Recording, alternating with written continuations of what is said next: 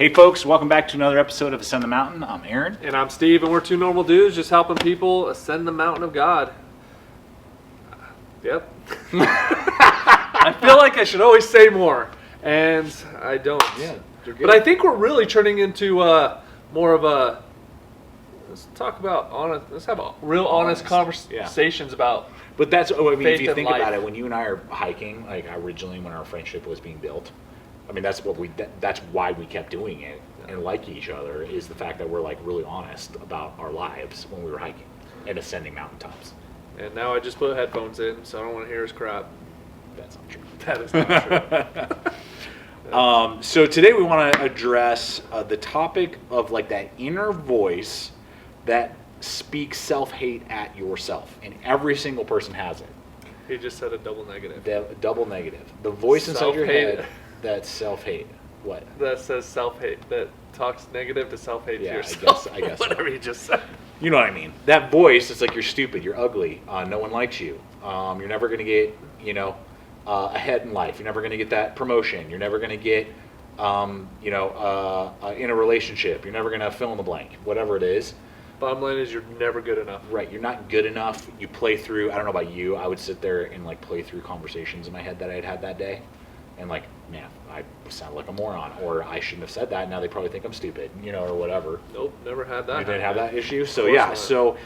Everything I say is perfect. Okay, that's not true. So I know we all have that, and Steve and I have that as well. And just want to talk a little bit about what that looks like, but also how you overcome that. Maybe some of the coping mechanisms, and some of the coping mechanisms have been like sticking around.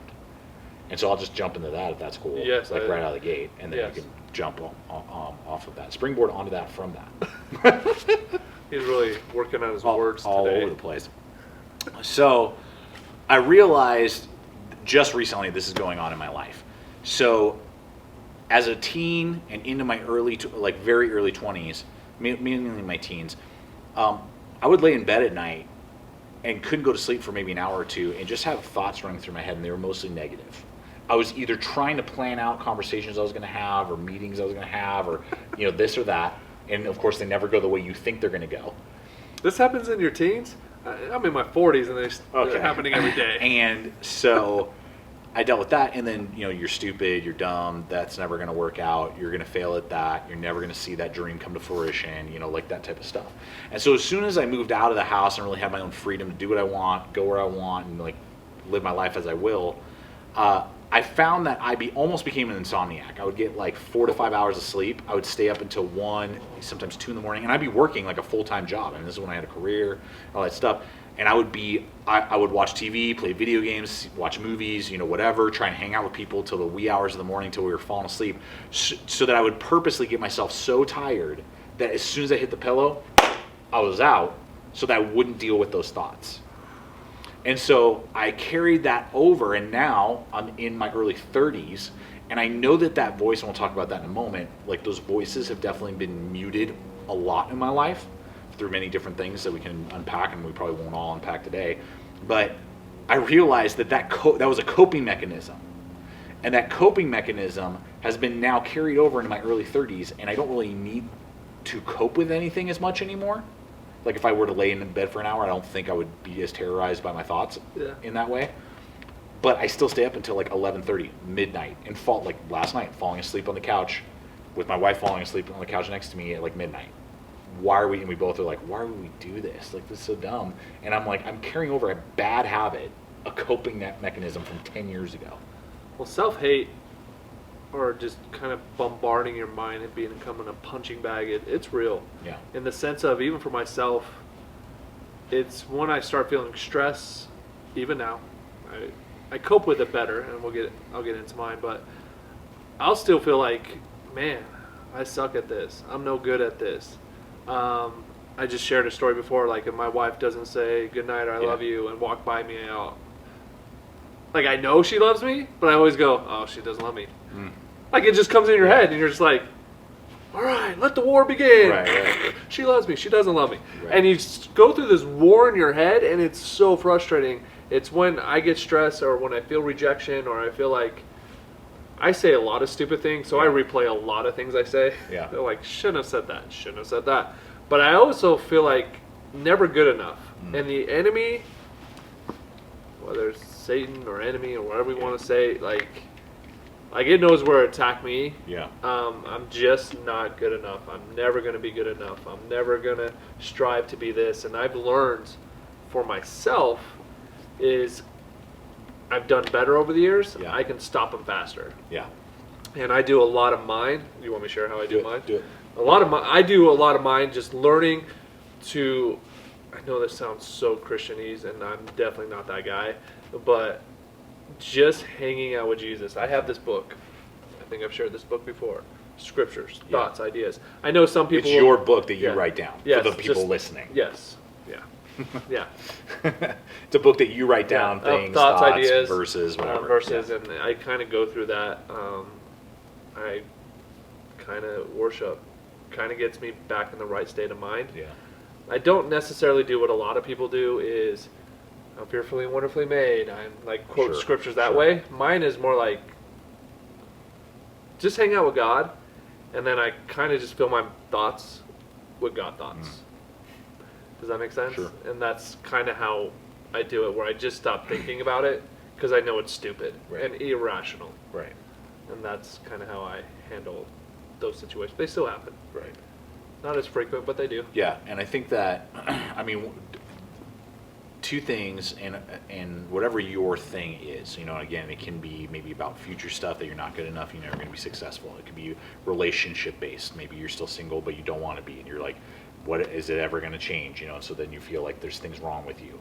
It could be, physical stuff, the way you look, the way you dress, whatever, your behavior, your mannerisms, whatever the thing is to realize, and again, I believe that you have to partner with God. Like this has to be a God partnership to overcome those thoughts, is realizing that you're fearfully and wonderfully made and God made you the way you are. With those feelings, with those emotions, the way you look, the way you process things, all that stuff. That's a good And way so to say it. to accept that and go, God, I'm your kid. Like my boys, I love them and they are very different. They process things differently. They act differently. They look differently. All of those things, but I love them equally. Yes. And so, and I know your kid, you feel the same way about your kids. And so know that, and that is a process, and ultimately you just have to go, God, I need to see me like you see me. And if that's something you have to pray like regularly, and be like, even if you're like you're driving home from something, whatever it is, job interview, so your fifth one, you've been turned down, you're driving away from the date, and you know that they're not going to call you again, like whatever it is. And instead of going, I'm terrible, like who would want to date me, or who would want to hire me, or who would want to fill in the blank, whatever, you go, God, help me to see myself right now like you see me, which is loved, cared for, and valuable. And I think that's key. Like for our kids, they deal with it. Yep. My son's 13. He has thoughts about himself that are not of God. My daughter's gone through stages, and my wife is really good at it, where she's filled. My daughter dealt with it first, and she has scriptures Yeah. and thoughts and ideas all around her room. Right. So when my son was dealing with it, my daughter actually filled his room Yeah. with all that stuff too. And just like everywhere you go in our house, leaves upstairs, not downstairs, you will run into a thought or idea how God feels about you. That's It's good. all over our house, That's super at good. least upstairs, as I said. But it's something that you have to. The enemy will never stop going after your mind, and he's going to do whatever it takes to get you to give up. Right. And failure and rejection is our number one things. Yeah. And those will happen. Yeah. It's how you deal with it. But beating yourself up is just, you will never move forward. Right. You got to learn, and you got to find a way. I don't know what it is. We shared our ways. Right. You got to find a way to get past those thoughts. Yeah. And to ask yourself, I'm 34 years old, on my way to 35 very soon. And and for like literally the last 3 or 4 years, I've been wanting to get up earlier so I can spend more time with God, work out, get a jump on the day. And I'll have these little spurts, like maybe a week or a few days where I can do it. I can get up like before 6 a.m. Before 6 a.m. is like brutal for me to try and do that. Preach it. Usually 6:30 to 7 is like when I can actually get out of bed. And it's been so frustrating and I know one of the major reasons is because I'm going to bed between 11 and 1 every single night, depending on what I'm doing, you know. And I've been fighting, like, why can't I just go to sleep? Why am I staying up so late? Why do I do this to myself? And I'm just, like, literally yesterday discovering this is a coping mechanism. I don't need the coping mechanism as much anymore. Why am I doing this? So now I have to overcome a coping mechanism, and I bet you, each one of us, you, me, and that might not be the only one, there may be other stuff, that you do that is a coping mechanism for that self-hate. And to ask God, if you don't know what it is, to reveal it to you. And if you do know what it is, to ask God to help you overcome it, because you won't overcome it by yourself. You won't. Mine was, the enemy, we use it and say, to like go do into a sin or something. Yeah, totally. Totally. A former addiction. It could be anything like that. Like, it's almost like the pressure. Yeah. You'll just feel better. Yeah. Like, that has nothing to do with anything. Right. And you have these conversations, and you Right. feel like a schizophrenic, like, Yeah. no, all this stuff going on. But the thing is I've learned one thing in all of it. Hanging out with God and getting His thoughts and His ideas into your system is the best way, especially in your thoughts. Yeah. And that's one of the best ways the enemy attacks. Right. Is when you're down, he does not lift you a hand. He will continue to punch you. Right. And also one of your greatest enemy is not really Satan or the enemy. It's you. It's yourself. It's yourself. Right. Sometimes you are your own biggest obstacle you to need get to, forward. like, tell it to shut up. And you do. I have. Right. I have literally. So I have a funny story about my brother. So he was hiking one day, and he gets up to this peak, and it is like an aggressive, like, if you jump off or fall off, you will probably die, if not like be destroyed. Like, your physical body will be destroyed, and you'll be in traction forever. And in his head, he had a voice that went into his head, and who knows what it was, if it was himself, demonic, whatever. It goes, jump off. Like, end it. And he literally, out of his mouth, he told me later, he goes, no, you jump. Like, saying that to that thought. And he told me that later. I was like, dude, that is so good. Like, that's sometimes what we got to do to some of those thoughts. Well, that's reminds me of a scripture, Uh-huh. James. Uh-huh. Resist the devil and he will flee. Totally. Stand up to him. Stop getting bullied around. Right. And stand up. Yeah. Just gotta learn.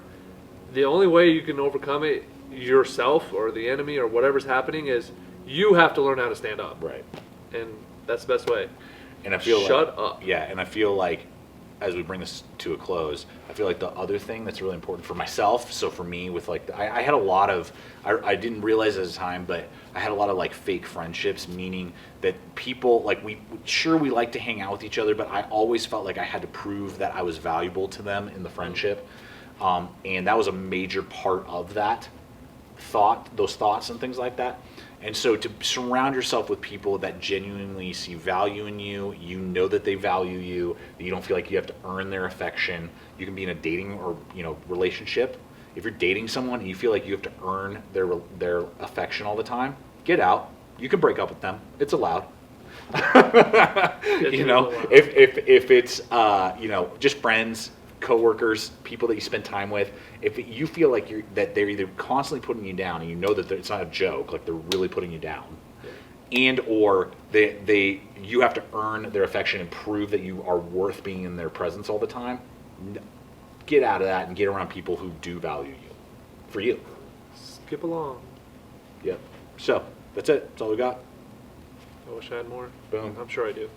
So I'm sure we're hitting a lot of topics, I think, that can be many episodes. So we love you guys. Don't forget to subscribe, share, check us out on Spotify and Apple Podcasts and all that. You guys are amazing. Thank you so much. Peace.